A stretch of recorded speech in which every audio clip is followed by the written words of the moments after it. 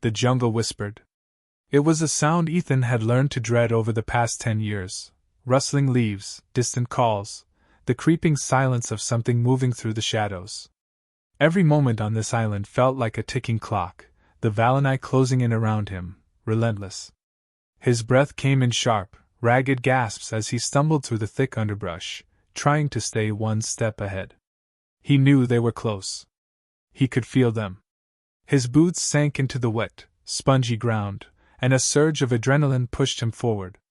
Every crack of a branch, every snap of a twig, sent his heart into overdrive. His mind raced back to the first few years, when hope had burned brightly. When he thought a rescue mission would come. When he believed he might return home. But that was 10 years ago. Now, survival was his only goal. He'd learned the hard way that trust was a commodity that didn't exist here. The Valonai hated humans. They saw them as pests, something to be eradicated. Ethan had been on the receiving end of that hatred far too many times, and he had no illusions about the outcome if they caught him. He glanced over his shoulder, but all he saw was the jungle closing in behind him, a suffocating wall of green. His pulse pounded in his ears. The sound of approaching footsteps was unmistakable now, deliberate, heavy. The Valonai were closing in, their warriors trained in the art of silent pursuit. Ethan's mind raced, calculating his options. The jungle was vast, but the Valonai knew it better than anyone. Every path he took led him deeper into their domain, and if he didn't find a way out soon, his fate would be sealed. Suddenly, a sharp cry split the air. A woman's voice, fierce and commanding. He didn't need to see her to know who it was. Sarah. The Valonai warrior. She had been hunting him for weeks, always staying just close enough to keep him on edge, but never close enough to strike. Ethan picked up the pace, but the thick jungle slowed him down. He could hear the warriors now, their footsteps quickening. The hunt was on. His lungs burned with the effort, but he didn't dare stop. His mind flashed to the crash, to the days after, when the wreckage of the vanguard had been scattered across the jungle floor. He'd lost most of his crew in the crash, the rest scattered by the Valonai's relentless attacks. Not this time, he muttered through gritted teeth. With one last burst of energy, he sprinted through the underbrush, pushing past thorny vines and sharp rocks. He was fast, faster than any human had a right to be, but the Valonai were built for this. They had the endurance, the speed, and the raw strength to catch him. It was only a matter of time. A sharp whistle split the air, and Ethan's heart skipped. Sarah. He swerved to the left, slipping between two towering trees. The jungle closed in again, but there was no time to think. His survival instinct kicked in. He crouched low, pushing through the undergrowth, praying for a chance. But fate was not on his side. The ground beneath him shifted suddenly. His foot caught on a root, sending him crashing forward. The impact knocked the air from his lungs, and he gasped for breath as the jungle swallowed him whole. Before he could recover, a hand gripped his arm, yanking him to his feet. He swung around, his heart hammering, only to find himself face to face with Sarah, her eyes cold and piercing. She didn't smile, didn't say a word, but the look in her eyes was unmistakable. She had him. "Thought you could outrun us?" Her voice was low, lethal. Ethan fought to steady his breathing, forcing himself to look her in the eyes. "I didn't expect a welcoming party." Sarah's lips curled into a thin, humorless smile. "We've been patient. It's time to end this." She nodded to the two other warriors standing just behind her, their weapons drawn. His mind raced. The Valonai were brutal, yes, but they weren't mindless. There was always an agenda behind their actions. He'd learned that much. Sarah, though, was another matter. She was merciless, but there was something in her gaze that suggested a flicker of doubt. She wasn't just doing this because it was her duty. There was something personal in it. "Are you going to kill me?" Ethan asked, his voice steady despite the pounding in his chest. Sarah's eyes flashed. "Don't flatter yourself. You're not worth the effort. Queen Tyra wants to see you." Ethan's stomach tightened. Tyra. The Queen of the Valonai. The ruler who had made it clear from the start that humans were to be exterminated. If she wanted him, it wasn't for a friendly chat. Queen Tyra? He echoed, forcing a laugh. What's the plan, then? Bring me to her so she can throw me into a cage? Sarah didn't flinch. That depends on you, human. You've been a thorn in our side for long enough. Tyra will decide what happens next. Ethan clenched his fists. He was tired. Tired of running, tired of fighting, and tired of the constant threat hanging over him. But he wasn't about to go down without a fight. Not yet. Not when there was still a chance. Tell Tyra this, he said, meeting Sarah's gaze. I'm not the enemy here. Sarah's expression didn't change, but there was a flicker in her eyes, a brief hesitation. She wasn't convinced, but she didn't say anything as she signaled to the others. The Valonai warriors began to move, binding Ethan's arms with thick, unyielding cords. They worked in silence, their movements precise and practiced. Ethan allowed them to restrain him, knowing that resistance was futile for now. His mind was already working on his next move. He'd survived too much to give up now. As they marched him through the dense jungle, his mind wandered back to the crash. The pain, the loss. He had to believe that there was a way off this cursed island. The Valonai were not invincible. And neither was he. But as they neared the heart of their settlement, the towering structures of alien stone rising before him, Ethan couldn't shake the feeling that his time was running out. Ethan's journey through the heart of the Valonai settlement was as oppressive as it was silent. The dense jungle had given way to a stark, alien architecture, stone structures that rose like jagged teeth from the earth. They were imposing, designed to intimidate, with sharp angles and massive, towering spires. The architecture seemed as if it had been born from the land itself, twisted and shaped by an intelligence that understood how to dominate the environment. The Valonai had no need for beauty. Their creations were born from necessity, designed to survive and conquer, just like them. The warriors led Ethan through the cold stone corridors, their movements fluid, like ghosts of some ancient, primal culture. He was surrounded, but none of them spoke, their presence as heavy as the air. There was no sympathy in their eyes, just the dull, steady gaze of a species that had survived by ruthlessness. Ethan's hands were bound tightly in front of him, the ropes biting into his skin. Every step felt like the weight of his own captivity pressing down on him, yet he refused to show weakness. He had to believe there was a way out, that the Valonai weren't invincible. Their hatred was a wall, but walls could be broken. At least, that's what he told himself. They stopped before a large, obsidian door, a stark contrast to the natural stones around them. It looked ancient, its surface etched with complex symbols that seemed to move when Ethan focused too hard on them. His mind immediately screamed that these were not just markings. They were something more, something important. A tall Valonai warrior, with a long, flowing braid of dark, nearly black hair, stepped forward. She unlocked the door with a swift motion and gestured for Ethan to enter. Queen Tyra will see you now. Ethan hesitated for a moment, catching a glimpse of the woman's calculating eyes before stepping into the chamber. Inside was a sharp contrast to the coldness of the stone outside. The walls were adorned with flowing tapestries made from materials that shimmered like silk, their colors deep and rich, reds, purples, and golds swirling in patterns that defied logic.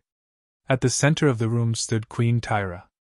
She was tall, even by Valonai standards, with an elegance that could almost be called regal, if not for the sharp, predatory gleam in her eyes. Her hair was a cascade of silver, braided intricately and coiled at the back of her head, adorned with beads of glowing amber. Her skin was a deep shade of violet, smooth and flawless, and her presence was suffocating in its authority. The moment she looked up at Ethan, he felt as though every part of him was being assessed, analyzed, weighed, and found wanting. Ethan Cole, she said, her voice like a blade wrapped in velvet. The human who believes he can change things. Her eyes were as cold as the stone walls that surrounded them. Ethan stood tall, forcing himself to meet her gaze. I don't believe I can change everything, he said, his voice steady despite the rapid beating of his heart. But I do believe humans can make peace. We can make things right. Tyra's lips twitched into a faint smile, but it was the kind of smile that held no warmth. You think I don't know your kind, human? Your species is nothing but a plague, destructive, selfish, and blind to the consequences of your actions. Ethan clenched his fists, the anger boiling under the surface. It was hard to hear, to stand here and be judged for the mistakes of a few bad humans. But he knew better than to let his emotions rule him. You're wrong, he said, his voice low but firm. I'm not here to apologize for my species. I'm here because I've seen what your people can do, and I believe there's a chance for something better. Tyra's gaze hardened. She stepped closer to him, circling him like a predator sizing up its prey. Her movements were slow, deliberate, each step sending a ripple through the tension in the room. You speak of better, but you're still here, human. You're still on my island, still a prisoner. Tell me, what will it take for me to believe your words? Will you beg for mercy? Will you kneel before me and grovel for your life? Ethan stood his ground, refusing to kneel, to show any sign of submission. No. I won't beg. But I will ask you to listen. I didn't come here to fight. I came because I believe you can understand.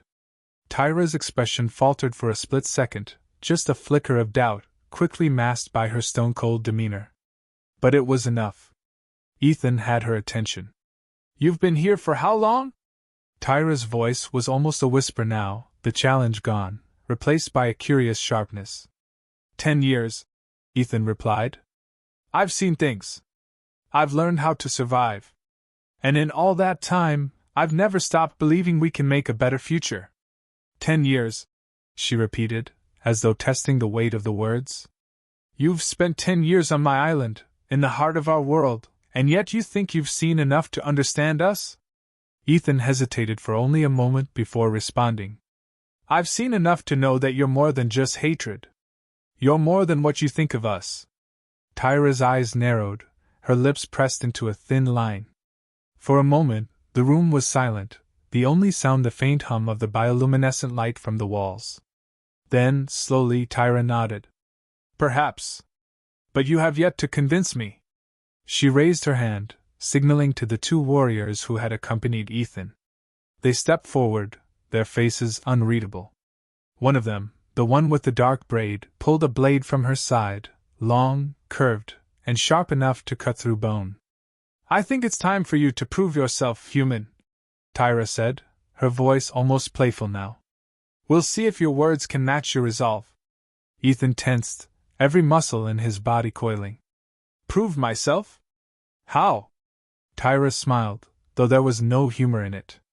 You'll survive in the jungle. Alone. If you return to me, alive and unharmed, then we can talk. If not, then this is where your journey ends. Ethan's mind raced. The jungle was a death trap, a place where only the strongest survived. But it was also his only chance. He couldn't afford to show fear. I'm not afraid of your jungle, he said. I'll survive. Tyra stepped back, gesturing for the warriors to release him. We'll see. You may have 10 years of survival under your belt, but the jungle is unforgiving. As the door swung open, Ethan walked into the darkness beyond, the weight of Tyra's words settling on his shoulders. This was no longer about survival. This was a game, a dangerous one. And Ethan would have to play it if he wanted to see his people survive. The jungle was alive with sound. It was the kind of silence that could only exist in a place where everything was trying to kill you. Ethan's every movement felt like an affront to the predatory world around him. Sharp claws, venomous fangs, and the ever-present threat of the Valonai watching from the shadows. The challenge was more than just a test of survival. It was a reminder of the unforgiving nature of the world Tyra ruled. Ethan's body was sore from the last few days of running, climbing, and fighting the elements. His shirt was torn, his skin was bruised, but he had no time to dwell on the pain. Every step through the thick underbrush was an effort, his legs like lead, but his mind remained sharp. Survival wasn't about raw strength here. It was about knowing how to use the environment, understanding the rules of the jungle that the Valonai seemed to have mastered. The first night in the jungle had nearly broken him. He'd been stalked by a massive creature, a creature that seemed to pulse with malice in its every step, large enough to tear through a tree like it was paper. He'd learned quickly that running wasn't an option. Instead, he'd used the terrain, leading the beast into a narrow ravine, where it had gotten stuck for long enough to let him escape. It had been a close call, but Ethan was still alive, and that was all that mattered. Now 3 days had passed, and he was beginning to understand the jungle's rules. The Valonai had set him loose here for one reason, to see if he could survive. But there was something deeper in Tyra's challenge, something more personal. He knew she was testing him, but he couldn't figure out how, or why. A rustle in the distance pulled him from his thoughts. His hand instinctively went to the knife at his side. He had no weapons beyond what he could find, but he'd become skilled at using everything he had in creative ways. He crouched low, blending into the shadows, watching as a shadowy figure moved toward him. It was Sarah. Ethan tensed, wondering if this was another trap, a way to end his life under Tyra's command. But when she stepped into the clearing, she wasn't holding her blade. Her posture was different, less threatening, more curious. She didn't speak at first, just watched him from a distance, studying him as though trying to read the depths of his mind. "I thought I'd left you behind," Ethan said, breaking the silence. Sarah's gaze remained fixed on him. "You have, but I'm here now," she replied simply. Ethan stood slowly, but kept his distance. "Why?" "I didn't agree with the Queen's decision," Sarah said, her voice low. "I don't believe you're a threat, not in the way she thinks." Ethan's heart skipped. For a moment he thought he misheard. "You're telling me you're helping me?" She didn't answer right away. Instead, she moved closer, her eyes scanning the surroundings before locking onto him once again. "I'm not here to help. I'm here to make sure you don't die before you have a chance to show her what you're capable of." Ethan frowned, feeling a rush of skepticism. "You expect me to believe that? The same Sarah who's hunted me for weeks?" Sarah's eyes flashed with something, frustration, maybe, or resignation. "I don't know if I believe it myself. But the Queen's orders are her orders. And I can't ignore them." She paused, stepping closer. "But I can keep you alive long enough to make your case." Ethan exhaled sharply. "You're playing a dangerous game, Sarah." "Not as dangerous as you might think," she muttered. "Surviving this jungle requires more than strength, it requires the ability to adapt. And I'm giving you the chance to do just that." Ethan studied her for a long moment. There was something about her, an honesty buried beneath the hardened exterior. He didn't trust her completely, but in this world, allies were hard to come by, and an unexpected one was better than none at all. "All right," he said finally, lowering his guard. "What's next?" Sarah gestured toward a dense thicket of trees ahead. "There's a clearing not far from here. The Queen's warriors will be watching. If you can make it there by nightfall, she'll at least have to acknowledge you." Ethan nodded, a new sense of determination hardening inside him. It wasn't much of a plan, but it was something that would put him closer to his goal. To peace. To survival. The jungle, however, had other plans. They moved swiftly, their steps synchronized despite their differences. Sarah, at the front, moved with a fluidity that came from years of living in this harsh environment. Ethan, less experienced but no less determined, followed closely.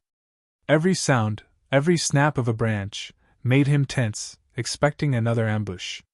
But the jungle held its secrets tightly, and it wasn't until the sun was beginning to set that they reached the clearing. The air grew heavier as they approached, and Ethan felt the weight of the moment settle on him.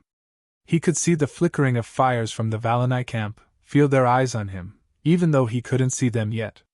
Sarah slowed her pace. "This is as far as I go. The rest is up to you." Ethan nodded. He took a breath, steadying his nerves, then stepped into the open. The clearing was surrounded by towering trees, their roots twisting like massive fingers reaching for the sky.